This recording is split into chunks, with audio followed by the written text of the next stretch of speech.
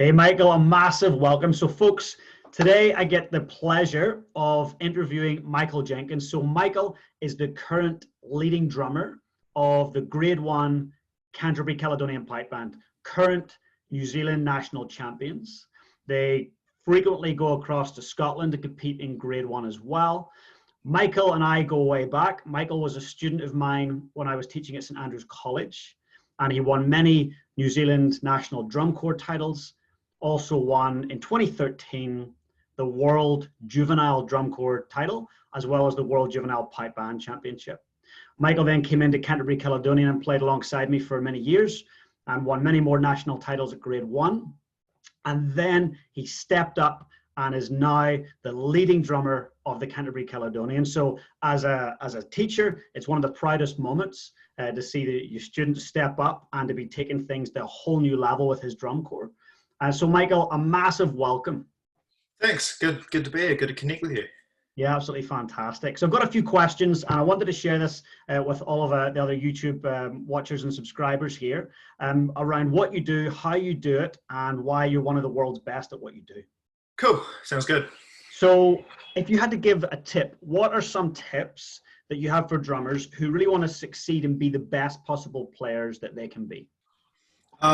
I mean, aside from the kind of standard ones everyone think of about practicing heaps, I mean, that's only so much. You've got to have the right people around you and connections to essentially get better and be the best you can be, and get motivated and stuff. So, I mean, James is a great resource within a circle online to get to level up. And if you've got in your local town, local bands and stuff, connect with as many people as possible and ask questions. And if you need to get your tuition, get tuition. I think tuition's great because you can't do everything on your own. I think that's the big one. And then once you've made a bit of traction, if you're in a drum corps, need to ask if you need help. Ask your leading drummer. Ask people around you, just constantly to level up, essentially. I love it. That's fantastic. And for you, if you think back over the last number of years, what has been your greatest resources in terms of books and instructors? I mean, you've been essentially from when I was 9, starting to learn to drum. Pretty much, you I guess been the biggest part in getting where I am today. I mean, as well as kind of all the fortunate to have all the resources you provided, your books you've written and rudiments and whatnot and scores and stuff. And then outside of school and stuff, just keeping up with the same rudiments and stuff. And yeah. Well, so interesting you say that, because every time I sit down with any world-class player or leader, they keep going back to rudiments and how important the rudimental bass is. So as a top-level player who's a Grade 1 leading drummer, do you still go back and focus on rudiments? Yeah, 100% all the time. I think they're really, really important because, I mean, for me, you notice a big difference if you're warming up for a band practice or for an individual practice, and you just jam some rudiments for 10, 20 minutes just to get the hands warmed up, and then you play. And then if you've had a bit in the past, you made a struggle with it, you kind of just do it easily, and it's just like, wow, like rudiments help a lot, I find. Good. So that's a big takeaway message for anybody watching this is no matter what level you're at, keep going back to the rudiments. So Mike, another question I had for you was, how do you structure a band practice? So obviously you're the leading drummer with the Canterbury Caledonian Grade 1 band in New Zealand. What does a typical band practice look like, and how often do you guys practice? So kind of maybe 3, 4, 5 months out of a contest, we'll practice once a week and then build it up to 2 times a week, and then we do a lot of weekends and stuff right up to a contest. So during like a Monday night, if we're doing it practicing 2 times a week, well, just generally a core practice. We've got quite an international band, so often we can't always get together, pipers and drummers and stuff, as I'm assuming a lot of people are the same. So that kind of case, we'll get together, have a bit of a yarn how everyone's weekend's going, and then get stuck in and do some rudiments to start with, and then we'll pick a set like an MSR or a front half of medley or back half to focus on that had maybe previously been weak at a practice and something we really need to work on. And that's definitely the time to be really particular about what you're playing and get down to the nitty gritty of it. And then Thursdays, you know, if we had pipers available, we'd get with the pipers as well as doing a wee warm up. Weekend practices much the same, more of a kind of rehearsal based one. We want to, you know, get as much, because everyone's generally, you know, we're fortunate we have very committed members who, you know, fly in from Auckland, drive up from Dunedin to come practice. So, you know, we want as much time with the pipers as possible. So that's generally what they consist of. Brilliant. Well, thank you so much for sharing that. I think, you know, a lot of you top grade bands have, I always think to myself, success leaves clues. And a lot of you top grade bands have some very similar things that you do that helps you be the best. So I think no matter what level the band is at, or if you guys are watching this on YouTube, you know, structure of practice is so important and conducive to great results.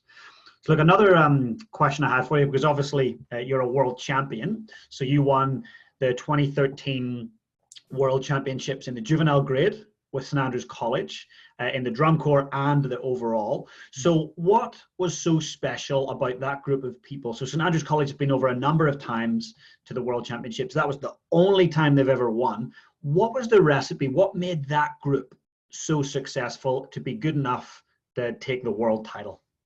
I mean, we were pretty lucky. I think good 2/3 of the band, we were all in our final year of school. So we'd all, I guess, you know, gone through school and piping together, all really, really close.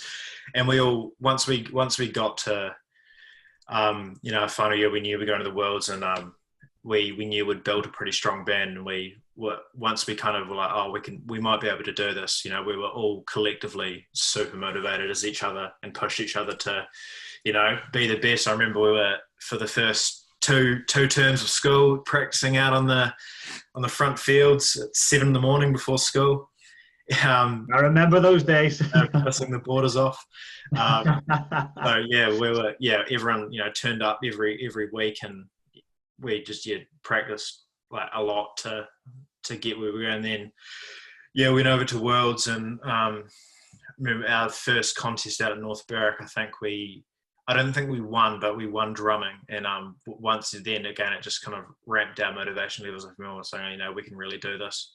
But and then having support from you as well, through the whole kind of process, and motivating, you know, motivating us to saying, you know, you might be able to do this. And, you know, when we were announced as winners, it was pretty awesome, memorable feeling.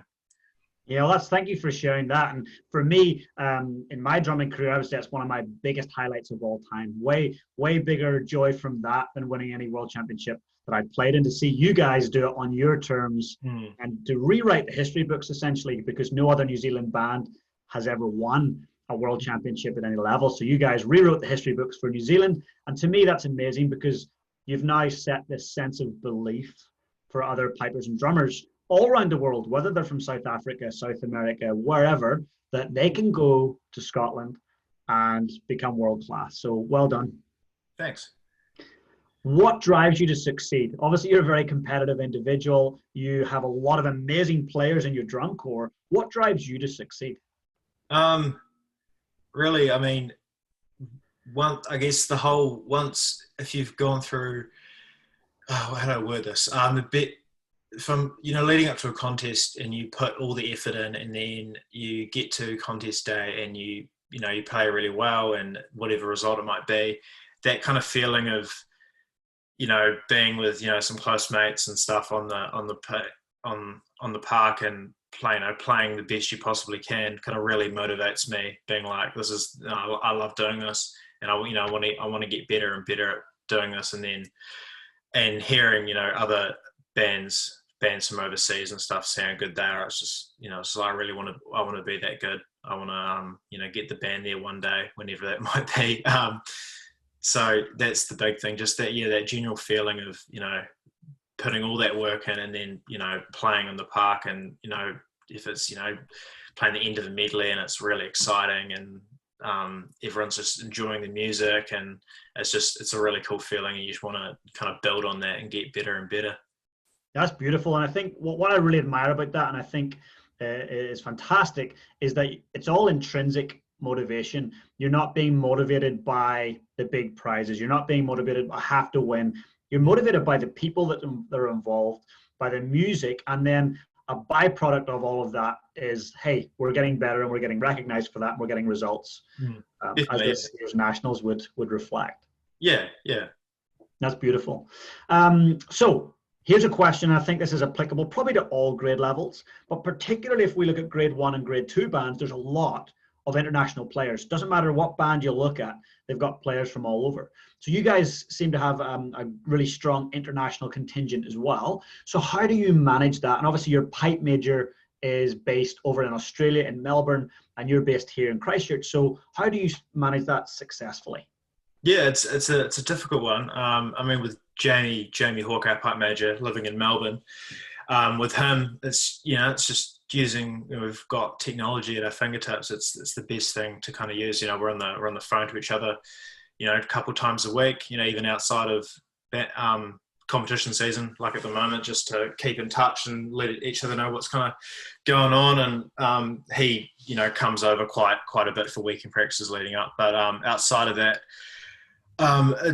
I think the biggest thing for me with international players is, I mean, you can only really, as a leading drummer, you can only really do so much in terms of sending recordings across. If you have a band practice during the week, letting them know if there's any little changes, dynamic changes and kind of stuff. You've really got to, they've got to be accountable for what they're doing and be really hard on themselves so that, when they come over, they can fit in as well as possible and be really driven to do that.